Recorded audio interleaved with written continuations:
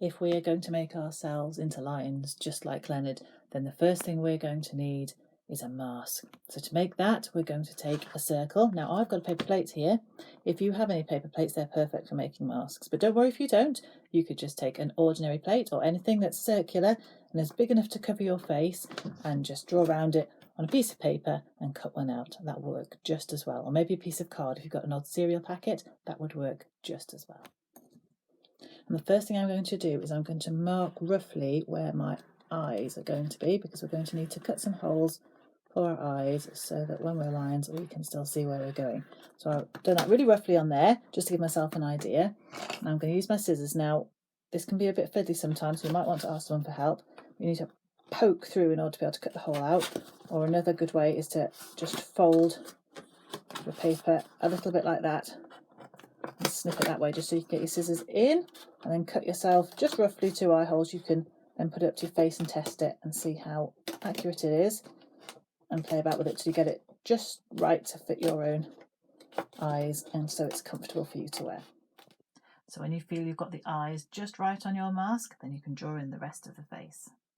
So first of all, I'm going to give my lion a nose, and I'm going to give him a mouth to make him quite smiley, and then I'm going to give him some whiskers. Now, when I was looking at how to draw a lion face, I found a really good video by the same man who wrote the book, who read you the story, showing you how to draw Leonard the lion. And I'm going to include the link in this post if you want to have a look and see how you can draw your lion or do a really good lion face just like Leonard, and you can watch that and follow along. It was quite easy and it made quite a good lion face. But for now, there's just a rough marking of my lion face on my mask, and then I'm going to colour that in.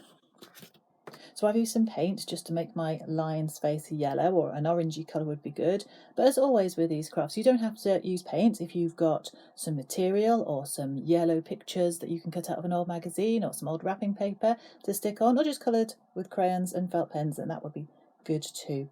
And I'm just going to put this to one side because now mine has to dry. And then I'm going to get on with the next piece. I'm going to need to give him a mane around his face to make him look a bit more lion-like.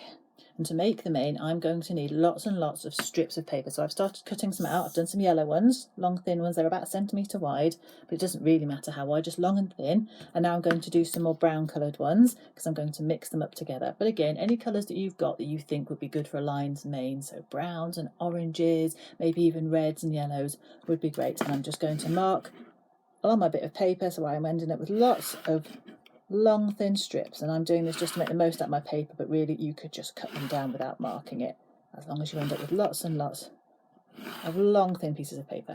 And next I'm going to take each one of these pieces of paper and I'm just going to fold it backwards and forwards. So I'm going to fold over a piece like that, about that size, and I'm going to fold it back on itself, then forwards and back like that, all the way down the piece of paper, pressing the folds together to make a bend in the paper. And then when I get to the end, I'm going to let go and purposefully let it spring back, but now I've got a kind of a crinkly lion's mane fur kind of piece of paper like that.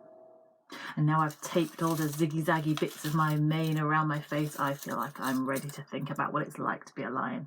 Remember, you don't have to be a fierce, roaring lion. You could be a gentle lion, or a silly lion, a lazy lion, or a bouncy lion. You could be a noisy lion or a sleepy lion. I hope you have lots of fun being a lion today. I wonder how many different types of lions you might be meeting.